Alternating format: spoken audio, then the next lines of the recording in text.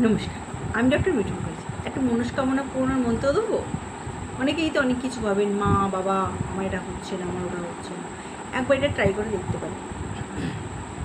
শুদ্ধাচারে মানে মন শুদ্ধ, আমি বলেই দিয়েছি, মন শুদ্ধ তো সব শুদ্ধ, দুনিয়া শুদ্ধ। চিন্তা ভাবনা পরিষ্কার তো সব পরিষ্কার।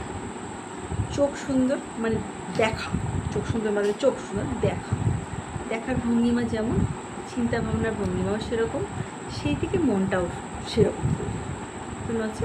ইচ্ছা পূরণের মন্ত্র দিয়ে, হ্যাঁ, 11 বার করবেন ডেলি। যা মনস্কামনা চাইবেন এটা করার পর সেটা করবেন। মন্ত্রটা কী হচ্ছে? ওম ক্রিম কৃষ্ণায় নমঃ।